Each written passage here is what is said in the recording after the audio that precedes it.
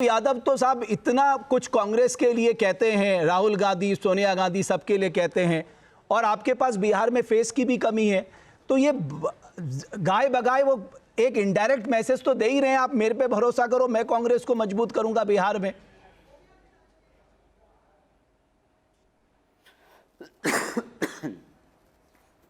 देखिए, पिछले 5-7 मिनट से मैं देख रहा हूं कि आपने खूब प्रयत्न किया चिंगारी लगाने का। आपके अंदर शकुनी मामा की शायद आत्मा आ गई होगी, आपने खूब प्रयत्न किया। लेकिन पप्पू यादव जी की तारीफ है कि उन्होंने पूरी सभ्यता से आपके हर सवाल का उन्होंने उत्तर दिया है। उन्होंने बताया कि बिहार का मैं बेटा हूं, बिहार की जनता की चिंता करता हूं, मैं व्यक्तिगत चिंता नहीं करता हूं। ये उन्होंने अपने ख्याल, अपने विचार जो बताए हैं, यही उनको आगे लेकर के जाएंगे। यही उनकी प्राथमिकता भी है और यही उनके स्वरूप को बड़ा भी करती है, कांग्रेस पार्टी में भी और बिहार के अंदर भी।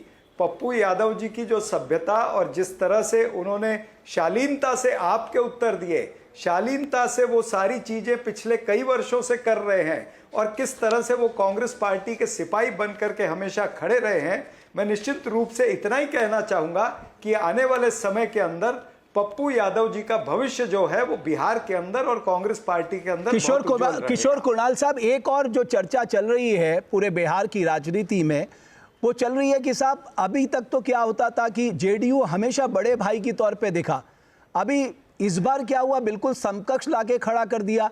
अब इसको लेके भी जेडीयू वर्कर्स के दिमाग में प्रश्न उठ रहा है, भी ये क्या हो गया अचानक। कुणाल साहब, मेरी आवाज आ रही है? मैं दोबारा जाऊंगा, कुणाल साहब मेरे साथ जुड़ेंगे।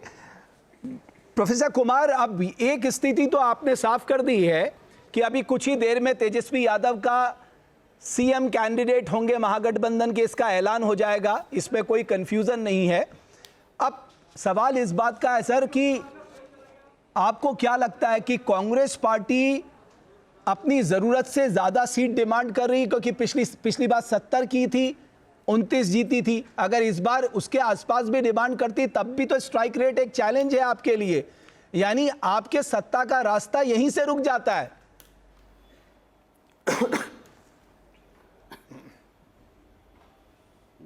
देखिए रमेश जी, एक तो मेरी अगर सवाल करते हैं तो मेरी बात पूरी होनी दीजिए, बीच में टोका टोकी बहुत करते हैं आप, फिर मैं अब जवाब नहीं दे पाता।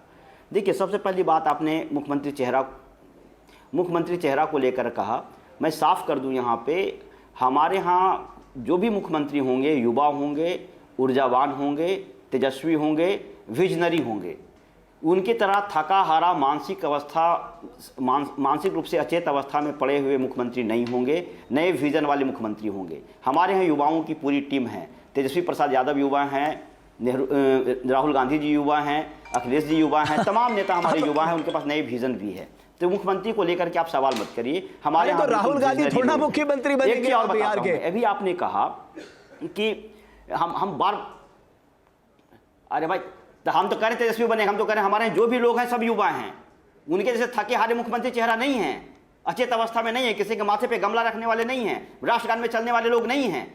एक बात सुनिए मेरी बात। दूसरी बात, सीट बंटवारे की बात है। हमारे यहाँ सीट को लेकर कहीं कोई पंगा नहीं, ना ही हम सीट की राजनीति करते हैं, हम मुद्दों की राजनीति करते हैं। जब भी पिछले 5 दिनों से आप केवल सीट की राजनीति में फंसे, आप कह रहे मुद्दों की राजनीति करते हैं। घोटाला, लेकिन हम लोग बार बार कह रहे हैं अरे सीट नहीं, मेरी बात सुनिए, नहीं, सीट बंटवारा तो चुनाव के समय 2-3 दिन होगा, उसमें कोई शक नहीं है। लेकिन आप याद करिए कि आपकी वर्तमान में जो मुख्यमंत्री हैं, क्या वो जनता से संवाद स्थापित करने लायक हैं क्या? 1 साल से वो जनता से संवाद स्थापित किए हैं क्या? जबकि हमारे मुख्यमंत्री लगातार जनता के बीच में हैं, रोजगार के मुद्दा पे, महंगाई के मुद्दा पे, स्वास्थ्य के मुद्दा पे, किसान के मुद्दा पे, विद्यार्थियों के पलायन के मुद्दा पे हम लगातार जनता के बीच से संवाद कर रहे हैं। इनके मुख्यमंत्री तो संवाद करने की स्थिति में नहीं है। अब बताइए, 2 गुजराती आके बिहार में संवाद स्थापित करना चाहते हैं, 2 गुजराती आके यहाँ सीट बंटवारा करना चाहते हैं, जबकि सीट बंटवारा कौन करता है? अध्यक्ष और राष्ट्रीय अध्यक्ष और प्रदेश अध्यक्ष करता है। लेकिन इनके पास क्या है कि गृह मंत्री आते हैं, जिनके पास ईडी सीबीआई सब है। आपने देखा नहीं, जितने भी तमाम दलित, दो दलित चेहरे हैं, जीतन राम मांझी और चिराग पासवान, और समाजवादी चेहरा के रूप में नीतीश कुमार हैं, सब नाराज हैं। ठीक है, अभी प्रोफेसर कुमार, मैंने आपको पूरा समय दिया, आप जाहिर है नाराजगी नहीं जताएंगे। आग लगाया गया। विजय शर्मा साहब बहुत देर से हमारे साथ जुड़े हुए हैं। अभी पप्पू यादव भी कर रहे थे। विजय शर्मा साहब, एक और बात जो सामने आती है कि ये पूरा जो आपका कुनबा है, मैं आपसे समझना चाहता हूं, मैं आपकी तारीफ भी करूंगा, आपने बिल्कुल ये कंफ्यूजन दूर कर दिया कि नीतीश कुमार ही एनडीए के अगले मुख्यमंत्री होंगे, इसमें कोई संशय नहीं है अब किसी को भी। सापरा साहब ने भी नोट कर लिया है।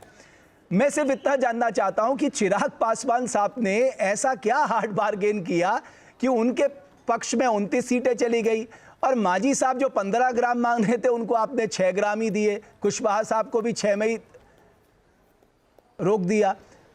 तो चिराग पासवान जी को आपने इनाम किस बात का दिया, हनुमान होने का? देखिए रमेश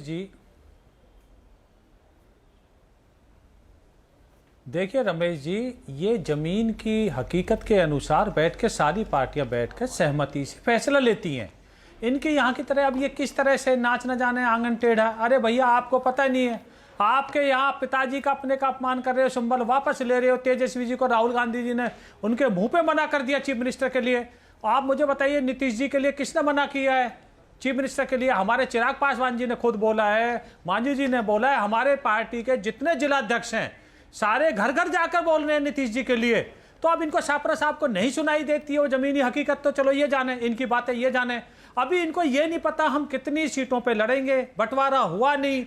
और जहां तक पप्पू यादव जी की बात है, ऐसा कौन अपमान करता, धक्के देके मंच से नीचे उतारा था जिनको, उनकी बात है वो कहते हैं बहुत बड़े नेता होंगे। ऐसे नेता ना बनाए भगवान जिसको आप धक्के मार के नीचे उतार देते हो।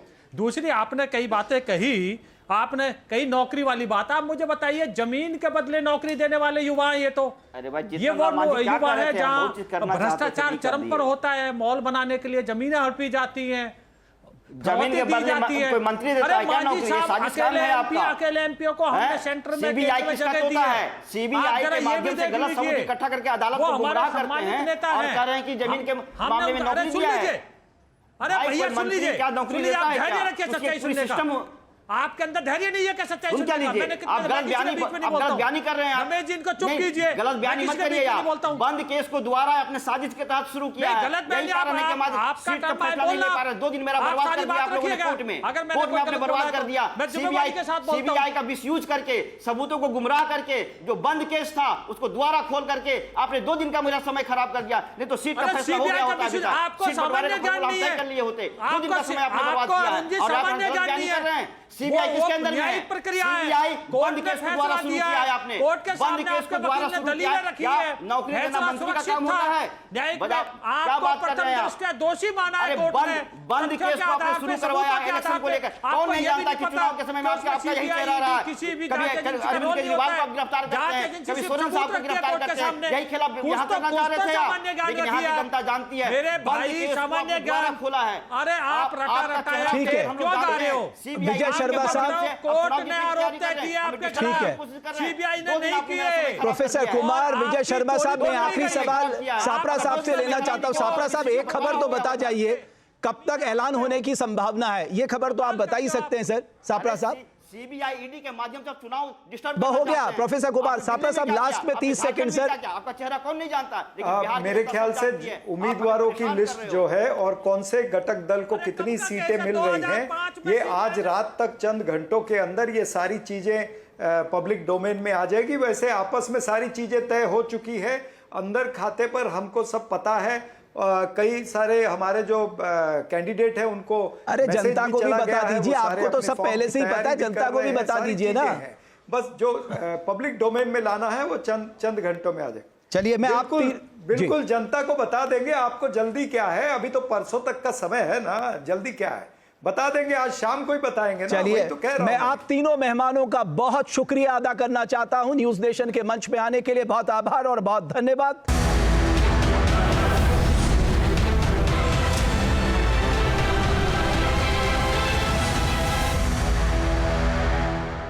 जहाँ भक्ति है हर शब्द में, कथाओं में छुपे हैं दिव्य रहस्य और ज्योतिष देता है जीवन को दिशा। धर्म से जुड़ी हर बातों को जानने के लिए हमारे चैनल स्तुति को सब्सक्राइब करें। चैनल पर जाने के लिए इस लिंक पर क्लिक करें।